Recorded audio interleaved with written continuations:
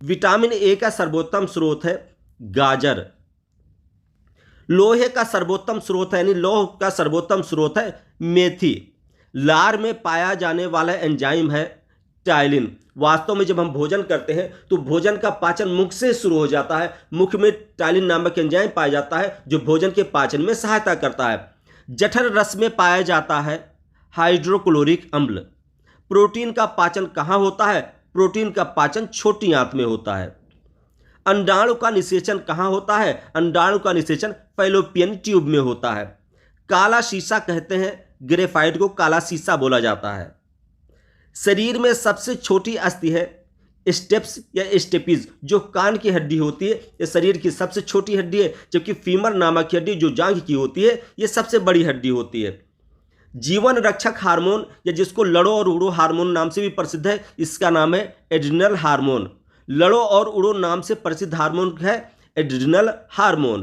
प्रकाश संश्लेषण सबसे अधिक होता है लाल रंग में और सबसे कम होता है बैंगनी रंग में।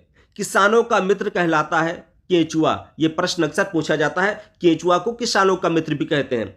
आरएनए और डीएनए है, ये न्यूक्लिक अम्ल होते हैं। मनुष्य में लिंग का निर्धारण होता है पुरुष के क्रोमोसोम पर। वास्तव में पुरुष में XY क्रोमोसोम पाया जाता है, जो आखिरी क्रोमोसोम होता है XY होता है, जो कि महिला में जो आखिरी क्रोमोसोम होता है XX क्रोमोसोम होता है। जब पुरुष का X क्रोमोसोम महिला के XX क्रोमोसोम से मिलता है तो लड़की उत्पन्न होती है, जबकि जब पुरुष का Y क्रोमोसोम महिला के क्रोमोसोम से मिलता है तो लड़के का जन्म होता है। इसलिए मनुष्य के लिंग निर्धारण का उत्तरदायी पुरुष को माना जाता है। शरीर का सबसे कठोर तत्व है या सबसे कठोर भाग है ये एनिमल होता है, जो दांत के ऊपर की परत होती है एनामिल, वही सबसे कठोर होती है। संसार का सबसे बड़ा पक्षी है शुतुरमुर्ग। संसार का सबसे छोटा पक्षी है हमिंग बर्ड। संसार का सबसे छोटा पुष्प है वुल्फिया। संसार का सबसे बड़ा पुष्प है रेफ्लेसिया। प्रकाश संश्लेषण की क्रिया में ऑक्सीजन कहाँ से मिलती है? यानी जो प्रकाश संश्लेषण की क्रिया में ऑक्सीजन ली जाती है वो जल से मिलती है, न कि वायु के द्वारा।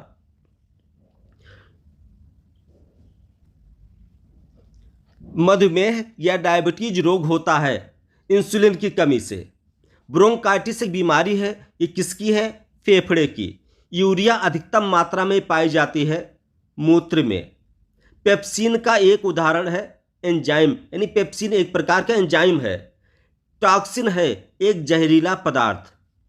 नग्नबीजी पौधा होता है जिम्नोस्पर्म।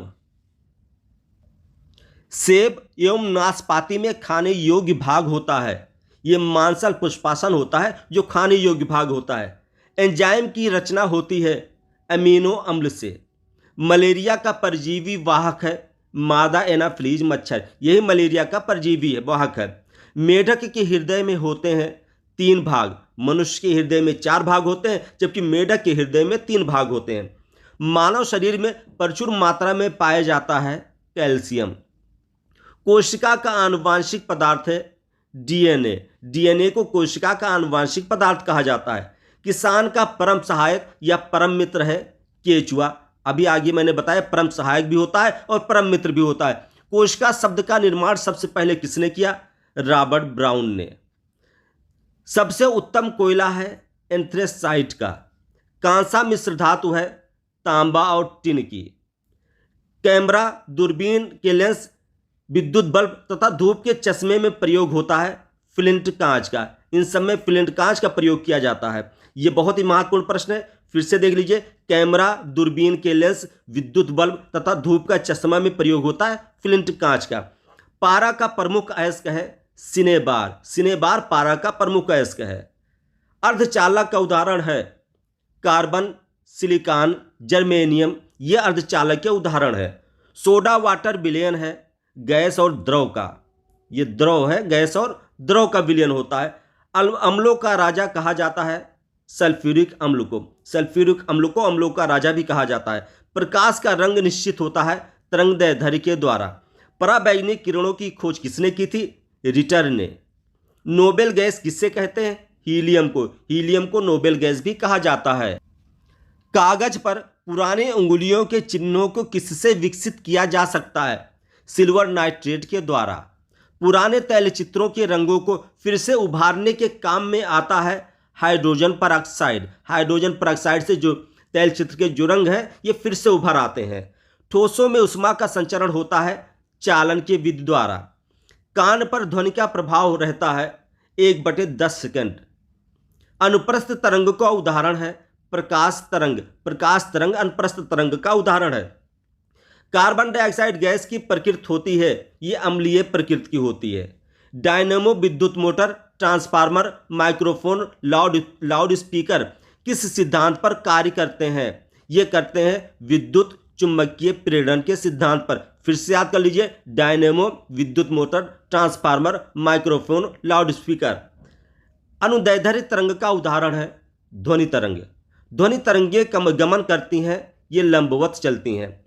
मनुष्य नहीं सुन सकता है पराश्रवी तरंगों को मनुष्य नहीं सुन सकता है। कपड़ा सुखाने तथा धूप से मक्खन निकालने वाली मशीन किस सिद्धांत पर कार्य करती है? यह अपकेंद्रीय बल के सिद्धांत पर कार्य करती है। ट्रांसफार्मर का क्रोड किससे बनाया जाता है? यह बनाया जाता है नरम लोहे से। रेक्टिफायर का प्रयोग एसी को डीसी में बदलने में होता है, जबकि यहाँ दो चीजें, एक रेक्टिफायर है, दूसरा ट्रांसफार्मर हाई वोल्टेज को लो वोल्टेज करता है या लो वोल्टेज को हाई वोल्टेज करता है। वो एसी को एसी में रहने देता है, एसी को डीसी में नहीं बदलता है। जबकि जो रेक्टिफायर होता है वो एसी करंट को यानी अल्टरनेटिंग करंट को डीसी में बदल देता है। दूध से क्रीम निकालने पर उसका घनत्व पर क्या प्रभाव पड़ता है? उसका घनत्व बढ़ जाता है। मानव नेत्र की स्पष्ट दृष्टि की न्यूनतम दूरी होती है 25 सेंटीमीटर।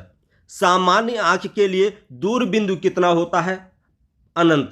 अर्थात हम न्यूनतम 25 सेंटीमीटर पर एकदम साफ दे सकते हैं और अधिकतम अनंत तक साफ दिखाई दे सकता है।